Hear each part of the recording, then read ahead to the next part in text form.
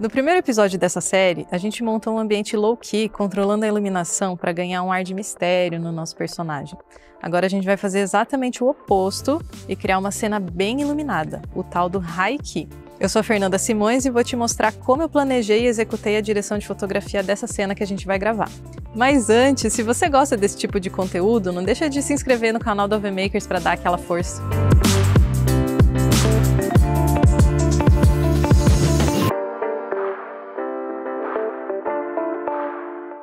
Para começar, vamos definir o que é iluminação high-key.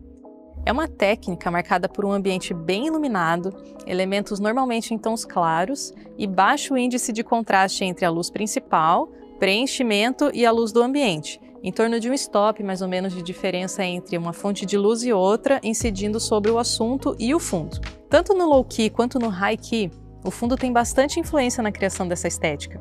Se ele for preto ou num tom escuro e essa zona estiver abaixo do cinza médio, a cena se caracteriza mais para um low-key.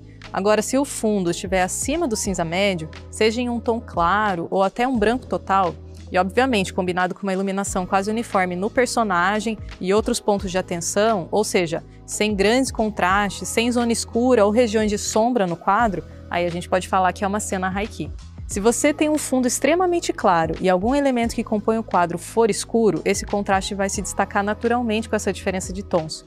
Então, o que precisa estar com pouco contraste é a diferença entre a luz principal, preenchimento, e entre esses dois e a luz de fundo. Mas, só para deixar claro, eu não estou dizendo que as técnicas de iluminação se limitam entre ser high-key ou low-key, beleza? Saindo um pouco dessa visão mais clichê da técnica, muitos cinematógrafos também consideram high-key uma cena bem iluminada, mas não necessariamente com todos os elementos que compõem o quadro em tons claros. Um exemplo disso são as sitcoms norte-americanas. Desde o início, lá nos anos 50, já usava esse cenário totalmente iluminado, porque era mais fácil para não ter variação de luz quando os personagens se movimentassem pelo cenário, sem contar que facilitava na hora de alterar a luz de uma cena para outra, porque já ficava tudo ali posicionado, era só apagar alguma coisa, gerando menos custo para a produção e mais agilidade no set. Hoje o high-key normalmente é utilizado em cenas mais alegres, como em filmes de comédia, por exemplo. Mas não se prende a um gênero específico, como a gente pode ver no caso do filme de horror Midsommar. E também não significa que o fundo tem que ser necessariamente branco, bege ou em tons pastéis, ou que não possa ter elementos escuros também compondo a cena. Então, fica a dica, não se prenda a regras, porque a luz tem muito mais a ver com a sensação que você quer passar em uma determinada cena. E essa sensação vai ser ditada no roteiro. Ela tem que transmitir o tom de dramaticidade que a história pede. Como sempre, é a história quem manda. Agora, depois dessa introdução, vamos para a prática que a gente tanto gosta.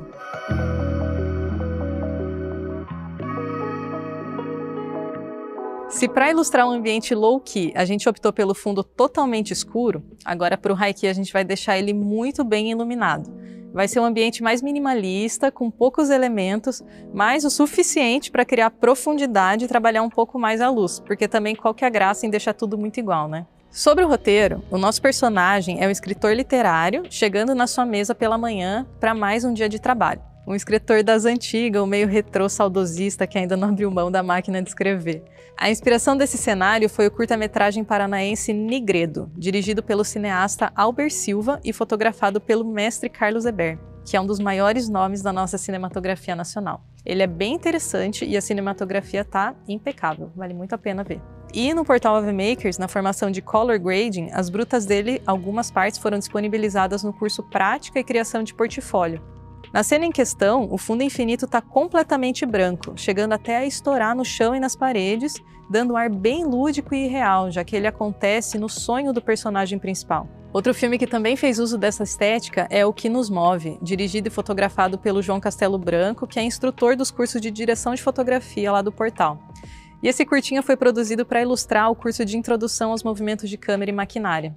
Inclusive, para quem não sabe, o AV Makers não é só um canal no YouTube.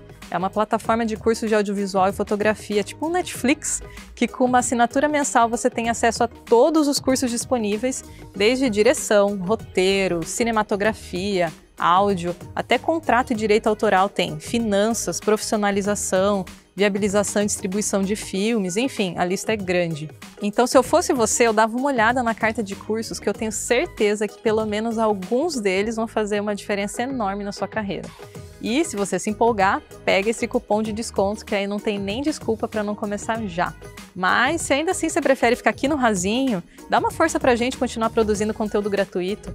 Comenta, dá um like se você gostar do conteúdo e se inscreve no canal, porque a sua participação faz toda a diferença pra gente. Agora, voltando ao assunto para falar de um filme que não é Haikyuu, mas também explorou esse cenário super minimalista, quase teatral, com maestria, é o Dogville, do Lars von Trier. Só o essencial do mobiliário aos props, junto com o desenho de som, foi o suficiente para inserir o espectador no universo do filme, usando e muito a imaginação. Mas essa é uma daquelas referências que fica lá no inconsciente e ressurge das trevas quando você menos espera. Como eu disse, não é Haikyuu, mas a referência que eu vou usar dele, além do cenário, é a hora cênica. Porque apesar de se passar a maior parte aparentemente em uma caixa escura, a luz do sol e da noite são bem definidos nesse filme. Nossa intenção aqui é ter o fundo infinito no limite do branco, e como a gente tem uma área de mais ou menos uns 6 por 6 metros lá no fundo, a gente vai precisar de 3 fontes de luz bem potentes para ter o fundo totalmente uniforme. Aqui o nosso gaffer pendurou 3 balões chinês com saia para evitar que a luz do fundo ilumine também o cenário. Nesse nosso exemplo, eu quero que quem esteja assistindo entenda que a luz que está iluminando o chão vem de uma suposta janela.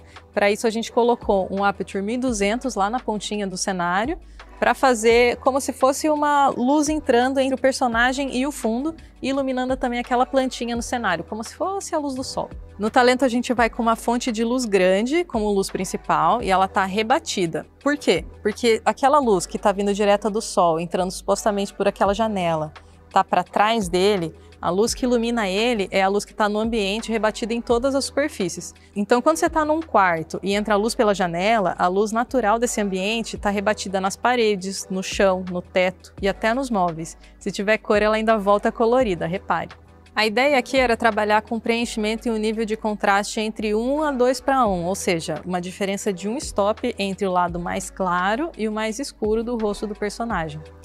Como eu ainda não tenho um fotômetro de mão, e inclusive eu estou aceitando de presente, se alguma alma boa quiser me presentear, uma ferramenta excelente para a gente conferir o contraste na cena é o False Color. Se você também não tem fotômetro, não confie no seu olhômetro, sempre use os gráficos, o False Color e o Waveform, que eles ajudam muito para medir a luminância no quadro.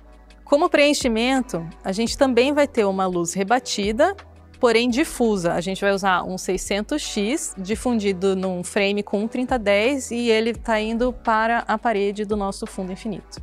Está entrando meio lateral aqui no personagem, mas ele também poderia estar mais frontal em relação à câmera, quase do lado assim da câmera, que daí a gente evita, se fosse um nível de contraste um pouco maior, a gente evitaria aquela faixa escura entre o nariz e a bochecha, que é característica de quando a gente joga o preenchimento no lado oposto da luz principal. Não é o nosso caso, porque a nossa luz ficou bem uniforme. E, para não ficar tudo tão chapado no cenário, a gente vai tentar uma textura colocando umas folhas artificiais na frente da fonte de luz, daquele 1200, para projetar uma sombra ali no chão e nos móveis. De contraluz, a gente está usando um 60x da Aperture com um mini dome e um grid para ele concentrar a luz bem certinho ali no contra do nosso personagem. E por fim, nas fontes de luz diegéticas, ali naquela luminária pequenininha em cima da mesa e também na luminária de chão, a gente colocou um Aperture B7C para ter maior controle na potência de luz e também controlar a temperatura, enfim. Feito isso, vamos ao que interessa. Esse é o nosso mapa de luz e vamos ver como cada luz se comporta no espaço e em seguida o resultado dessa nossa construção Haikyuu.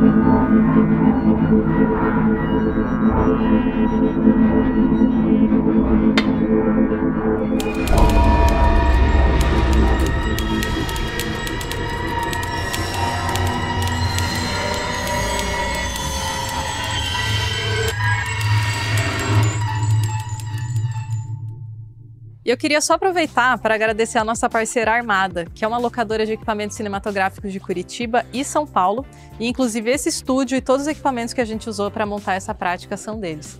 Quando você precisar alocar equipamento de elétrica, maquinária, câmeras e lentes, dá uma olhadinha lá nas redes sociais e no site deles para fazer um orçamento, e não esquece de usar o cupom da AVMakers que está aí na descrição. Agora eu quero saber o que você achou do setup que a gente criou para ambientar essa cena. Conta aí se você faria alguma coisa diferente e também se tiver alguma sugestão para um próximo setup, manda para nós aqui nos comentários. Até a próxima, tchau!